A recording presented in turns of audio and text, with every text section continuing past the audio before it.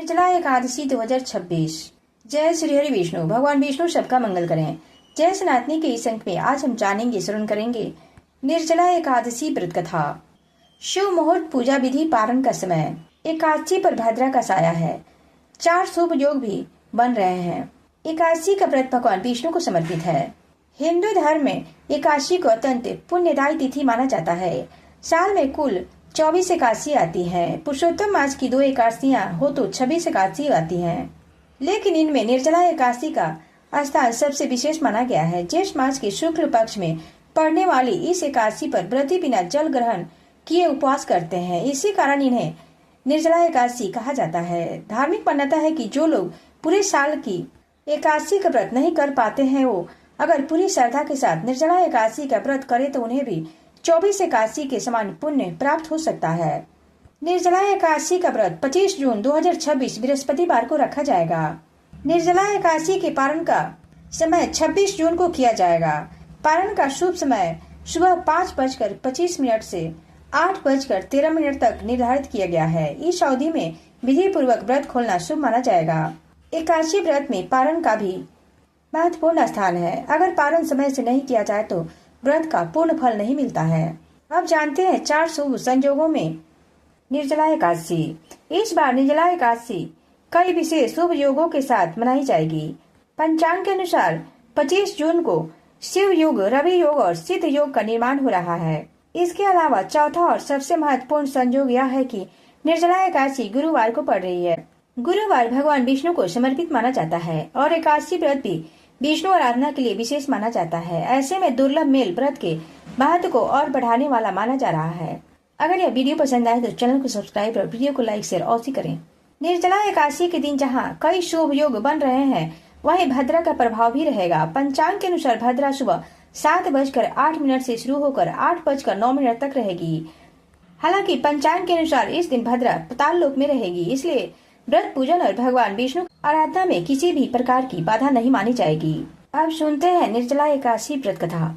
एक बार बहुभोजी भीमसेन ने व्यास जी के मुख से प्रत्येक एकादशी को निराहार रहने का नियम सुनकर विनम्र भाव से निवेदन किया कि महाराज, मुझसे कोई व्रत नहीं किया जाता। दिन भर बड़ी तीव्र क्षुधा बनी रहती है, अतः आप कोई ऐसा उपाय बतला दीजिए जिसके प्रभाव से स्वतः सदगति हो जाए।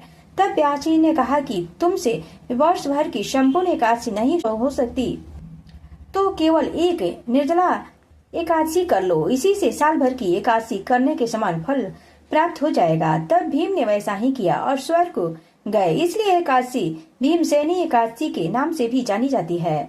निर्जला यानी यह व्रत बिना जल ग्रहण किए और उपवास रखकर किया जाता है। इसलिए यह व्रत कठिन तप और साधना के समान महत्व रखता है। हिंदू पंचांग के अनुसार वृषभ और मिथुन संक्रांति के बीच शुक्ल पक्ष की एकादशी निर्जला एकादशी कहलाती है। इस व्रत को भीमसेनी एकादशी या पांडव एकादशी के नाम से भी जाना जाता है। पौराणिक मान्यता है कि पांडवों में से एक भीम ने इस व्रत का पालन किया था और वैकुंठ गए थे, इसलिए इसका नाम भीमसेनी एकादशी भी हुआ। सिर्फ निर्जला एकादशी का व्रत कर लेने से अधिक मास की 2 एकादशियों सहित साल की 25 एकादशियों का फल मिलता है। जहाँ साल भर की अन्य एकादशी व्रत में आहार संयम का महत्व है, वहीं निर्जला एकादशी के दिन आहार के साथ ही जल का संयम भी जरूरी है। इस व्रत में जल ग्रहण नहीं किया जाता है, यानी निर्जला रहकर व्रत का पालन किया जाता है। यह व्रत मन को संयम सिखाता है और शरीर को नई ऊर्जा देता है। यह व्रत पुरुष और महिलाओं द्वारा किया जाता है। अब जानते हैं इस व्रत में कब और कितना जल पी सकते हैं। पवित्रीकरण के समय जल आचमन के अलावा अगले दिन सूर्योदय तक पानी नहीं पिए, यानी पूजा के समय पवित्रीकरण करते हुए आचमन के अलावा इस दिन जल नहीं पिया जाता है। दिन भर कम बोले, हो सके तो मौन रहने की कोशिश करें। दिन भर न सोए, ब्रह्मचर्य का पालन करें, झूठ न बोले, गुस्सा और विवाद से बचें। भीमसेनी एकादशी व्रत कथा। जब वेद व्यास ने पांडवों को चारों पुरुषार्थ धर्म, अर्थ, काम और मोक्ष देने वाली एकादशी व्रत का संकल्प कराया था, तब युधिष्ठिर ने कहा, जनार्दन, ज्येष्ठ मास के शुक्ल पक्ष में जो एकादशी पड़ती हो, कृपा उसका वर्णन कीजिए। भगवान श्री कृष्ण ने कहा, राजन, इसका वर्णन परमात्मा व्यास जी करेंगे, क्योंकि ये संपूर्ण शास्त्रों के तत्वज्ञ और वेदांगों में प्रांगत विद्वान हैं। तब वेद व्यास कहने लगे, कृष्ण और शुक्ल पक्ष की एकादशी में अन्न खाना वर्जित है।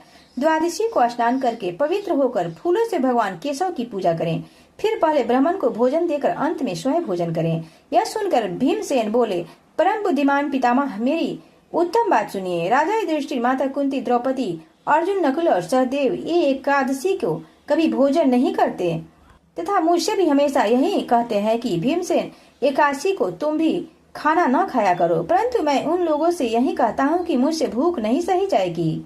भीमसेन की बात सुनकर व्यास जी ने कहा, यदि तुम नरक को दूषित समझते हो और तुम्हें स्वर्गलोक की प्राप्ति की अभीष्ट है और तो दोनों पक्षों की एकादशी के दिन भोजन नहीं करना।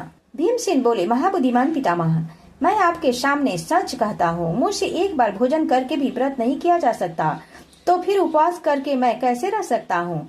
मेरे उदर में वृक्क नामक अग्नि सदा प्रज्वलित रहती है, अतः जब मैं बहुत अधिक खाता हूँ तब यह शांत होती है। इसलिए महामुनि, मैं पूरे वर्ष में केवल एक ही उपवास कर सकता हूँ, जिससे स्वर्ग की प्राप्ति सुलभ हो तथा जिसके करने से मैं कल्याण का भागी हो सकूं। ऐसा कोई एक व्रत निश्चय करके बताइए, मैं उसका यथोचित रूप से पालन करूंगा। व्यास जी ने कहा, भीम, ज्येष्ठ मास में सूर्य वृषभ राशि पर ही हो या मिथुन राशि पर शुक्ल पक्ष में जो एकादशी हो, उसका यत्न पूर्वक निर्जल व्रत करो।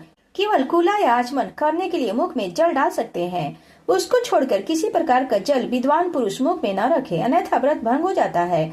एकादशी को सूर्योदय से लेकर दूसरे दिन के सूर्योदय तक मनुष्य जल का त्याग करे तो यह व्रत पूर्ण होता है। इसके बाद द्वादशी को प्रातः काल में स्नान करके ब्राह्मणों को विधि पूर्वक जल और सुवर्णों का दान करें।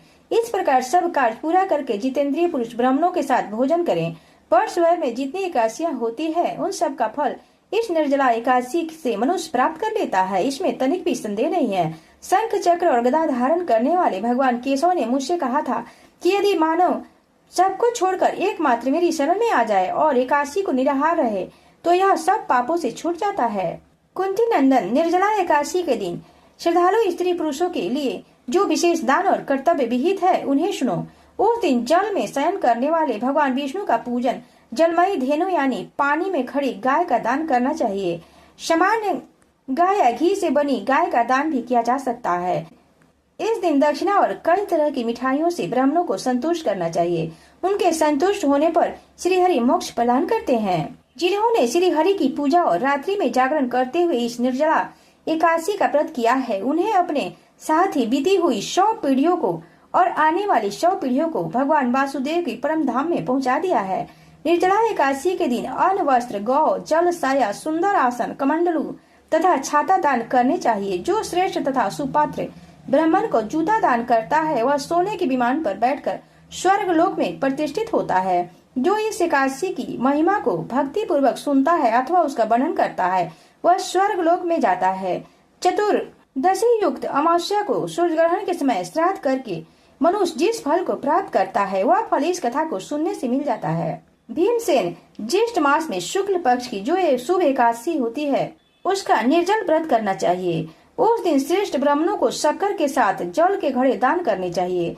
ऐसा करने से मनुष्य भगवान विष्णु के समीप पहुंचकर आनंद का अनुभव करता है। इसके बाद द्वादशी को ब्राह्मणों को भोजन कराने के बाद स्वयं भोजन करें। जो इस प्रकार पूर्ण रूप से पाप नाशनी एकादशी का व्रत करता है वह सब पापों से मुक्त हो जाता है और आनंदमय पद को प्राप्त होता है। यह सुनकर भीमसेन ने भी इस शुभ एकादशी का व्रत आरंभ कर दिया। महर्षि वेद व्यास ने महाभारत काल में पांडव पुत्र भीम को यह व्रत करने की सलाह दी थी ताकि उन्हें सभी एकादशी का लाभ मिल सके।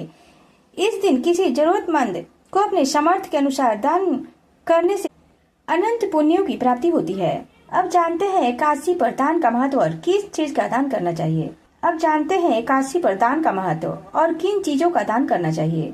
जल का दान, चूंकि यह निर्जला उपवास है इसलिए प्यासों को पानी पिलाना, मटके या जल से भरा कलश दान करना अत्यंत पुण्यकारी माना जाता है। अन्न का दान, जरूरतमंदों और ब्राह्मणों को गेहूं, चावल या अन्य अनाज दान करने से घर में बरकत और समृद्धि आती है। ज्येष्ठ महीने की गर्मी के मौसम में मौसमी फल जैसे आम, तरबूजा दान करना स्वास्थ्य और ऊर्जा के लिए बहुत शुभ माना जाता है।